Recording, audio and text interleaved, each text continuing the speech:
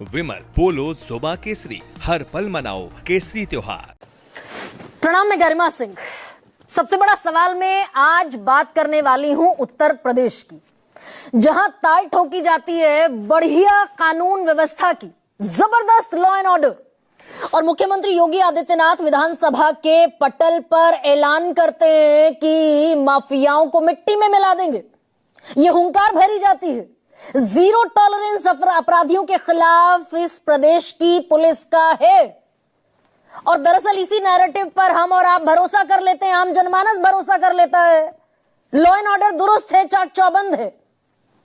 अब लेकिन आज बल्कि कल इलाहाबाद हाईकोर्ट ने उत्तर प्रदेश पुलिस की कलई खोलकर रख दी है और जबरदस्त आईना दिखाया, जबरदस्त फटकार लगी एसपी को, एसएसपी को, कमिश्नर को, यानी कि सारे जितने भी पुलिस अफसर हैं, जिले से लेकर प्रदेश तक के हाईएस्ट लेवल के, सबको नाप दिया इलाहाबाद हाईकोर्ट ने कि ये तो मशहूर होने के चक्कर में, किसी की नजरों में चढ़ने के चक्कर में, किसी की तारीफ पाने के चक्कर में, आउट ऑफ टर्न प्रमोशन के चक्कर में गोलियां चला रहे हैं। जहां जरूरत नहीं है सरकारी हथियार को इस्तेमाल करने की, वहां गोलियां चलाई जा रही हैं।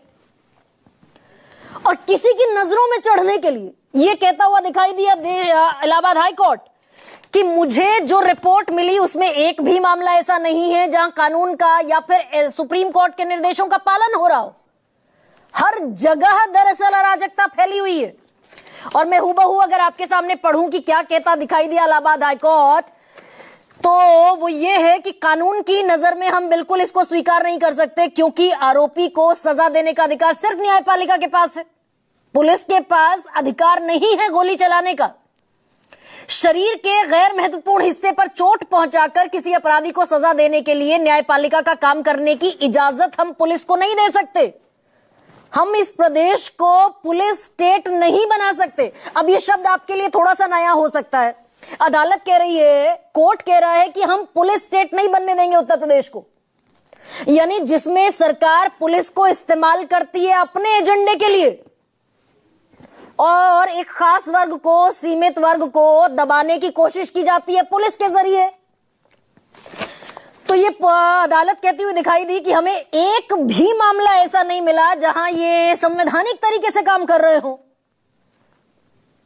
ये तो दरअसल कमाल का खेल चल रहा है। और अदालत ने ये कहा कि एसपी हो, एसएसपी हो या कमिश्नर हो, सब अकाउंटेबल होंगे अगर अभी के बाद, आज के बाद इस तरह की घटनाएं उत्तर प्रदेश में घटती हुई दिखाई दी।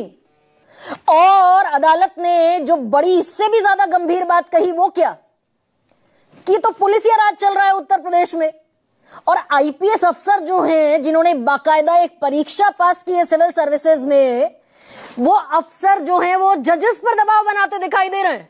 मतलब अदालत पर प्रेशर बना रहे हैं पुलिस के अधिकारी कि हमारी मर्जी का आदेश पारित करो। ये ऑन रिकॉर्ड कहा है इलाहाबाद हाईकोर्ट ने।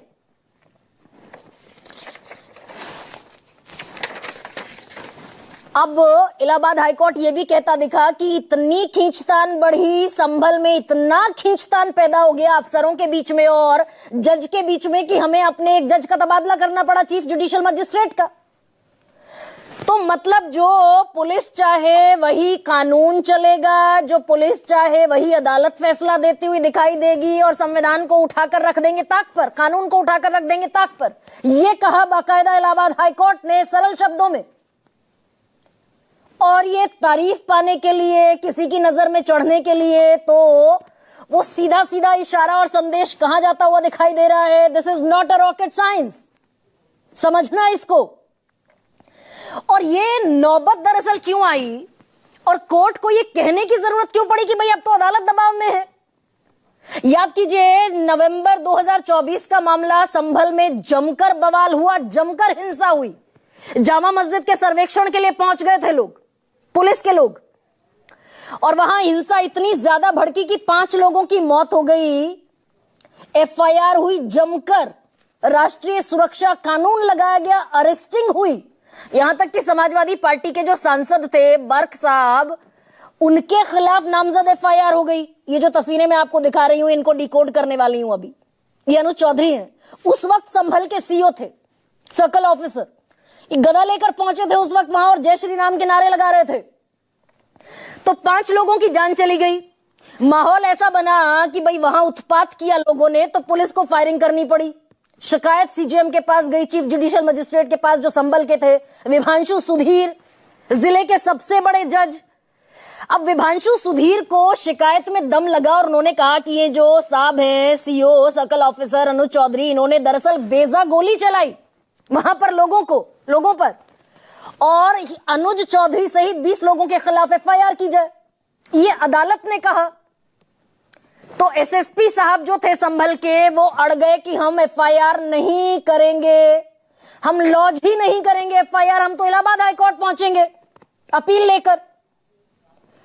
अब जिस चीज का जिक्र कर रहे हैं इलाहाबाद हाईकोर्ट के जस्टिस की, वो ये था मामला दरअसल कि चीफ जुडिशियल मजिस्ट्रेट 9 जनवरी को उन्होंने एफआईआर का आदेश दिया, इसी 9 जनवरी को, और 20 जनवरी को विभांशु सुधीर का तबादला हो गया। सुल्तानपुर डिमोट करके उन्हें अपने पद से, जहां वो काबिज थे उससे नीचे बैठाकर वहां भेज दिया गया सुल्तानपुर।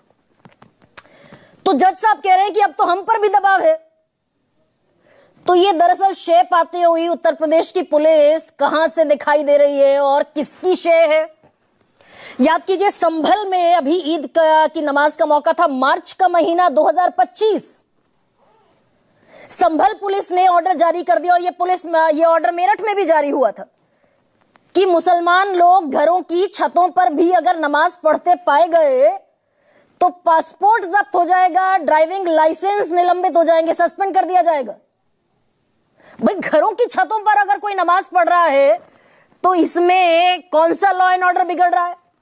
या दरअसल ये एक एजेंडे के तहत किसी को खुश करने के लिए एसपी साहब कहते हुए दिखाई दिए। तो और बाकायदा मैं नाम लिखकर लाई हूं, एसपी थे श्रीश चंद्र। छतों पर कोई नमाज नहीं पढ़ेगा, उनका घर उनकी छत। और अनुज चौधरी, जिनका मैं ये एक तस्वीर और दिखाऊंगी आपको, अभी बरेली में बामुश्किल 15 दिन पहले इस घर में नमाज अदा कर रहे थे 12 लोग, सबको पुलिस उठाकर ले गई कि पीस ब्रीच का मसला बनता है, शांति भंग का मसला बनता है। सिटी मजिस्ट्रेट ने सबको जमानत दे दी। तो ये 12 लोग नमाज पढ़ते हुए ये पुलिस को दरअसल शांति भंग करते हुए दिखाई दिए। तो सिटी मजिस्ट्रेट ने कहा नथिंग डूइंग। किसके इशारे पर यह पुलिस करती हुई दिखाई दे रही है? अब लाइए अनुज चौधरी को, वो जो गदा उठाकर घूम रहे थे, अभी इनका प्रमोशन भी हो गया है। दरअसल सर्कल ऑफिसर से ये बड़े अधिकारी भी बन गए। इन्होंने होली पर एक बयान दिया, बड़ा कमाल का, मैंने इस पर डिबेट भी की। पुलिस अधिकारी हैं, वर्दी पहनते हैं, इनका जिम्मा है दरअसल बगैर किसी द्वेष के कार्रवाई करते हुए दिखाई दे। इन्होंने कहा रंग से कोई छोटा बड़ा नहीं होता, यदि रंग गिर गया और आपको लगता है कि वो जगह इतनी खराब हो गई तो कटवा दो उस हाथ को जहां रंग गिर गया हो। रंग आपकी आत्मा पर नहीं गिरना चाहिए। तो बाकायदा मुसलमानों को ताकीद करते दिखाई दिए अनुज चौधरी, कटवा दो, हाथी तो है। और इस पर बड़े खुश होते दिखाई दिए उत्तर प्रदेश के मुख्यमंत्री योगी आदित्यनाथ। मैं ऑन रिकॉर्ड बयान उनका बता रही हूं आपको कि हमारा पुलिस अधिकारी तो अर्जुन अवार्डी है, पहलवान है, पूर्व ओलंपियन है।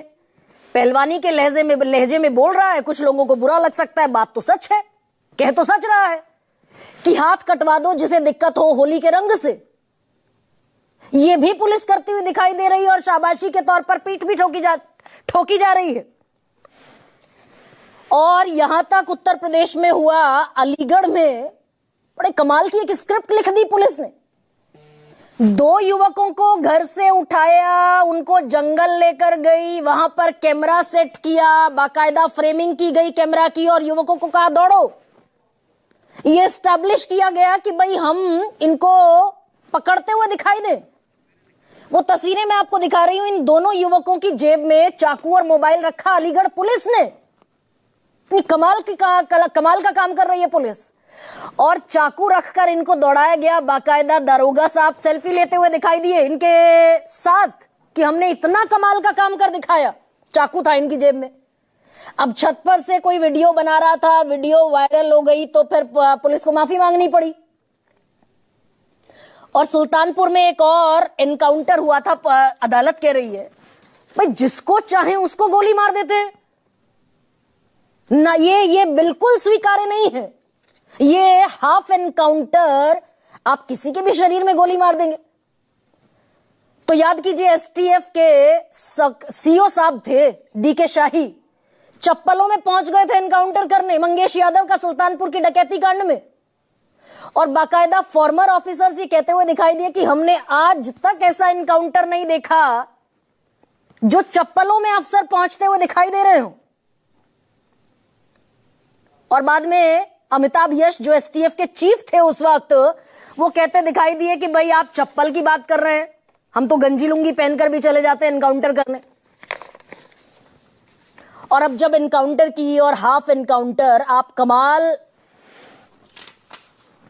महसूस करेंगे कि कितना कमाल का रिकॉर्ड है उत्तर प्रदेश सरकार का फर्जी एनकाउंटर के मामले में। और ये डेटा कौन दे रहा है? केंद्र सरकार के मंत्री हंसराज अहीर, कि दरअसल जितने एनकाउंटर होते हैं उत्तर प्रदेश में, या फिर ऐसा मानिए कि जितनी गिरफ्तारियां होती हैं, गिरफ्तारियां कितनी हुई 9 साल में? 31,960। और उत्तर प्रदेश पुलिस इतनी कमाल की पुलिस है कि 10,324 अपराधियों को गोली मारने पर मजबूर हो गई, हर तीसरे अपराधी को। और हंसराज अहीर ने संसद में डेटा रखा कि 22 एनकाउंटर हुए देश भर में, उत्तर प्रदेश में हुए सिर्फ 17, उत्तर प्रदेश में हुए 17, 77% एनकाउंटर फेक एनकाउंटर्स का हिसाब है ये। देश भर में फर्जी एनकाउंटर 22, उत्तर प्रदेश में 17, यानी टोटल फर्जी एनकाउंटर्स का 77% उत्तर प्रदेश में हो रहा है। तो और हम बड़े शान से सीना ठोकते हैं कि भाई यहां तो एनकाउंटर राज है, माफियाओं को मिट्टी में मिला देंगे, या फिर दरअसल कानून को और संविधान को ताक पर रख देंगे और पुलिसिया स्टेट में तब्दील कर देंगे। जयंत चौधरी सरकार के साथ खड़े हैं और भड़कते हुए दिखाई दिए थे ईद की नमाज के मौके पर कि वो पुलिस स्टेट में कन्वर्ट कर रहे हैं प्रदेश को। कुछ बयान सुनाती हूं।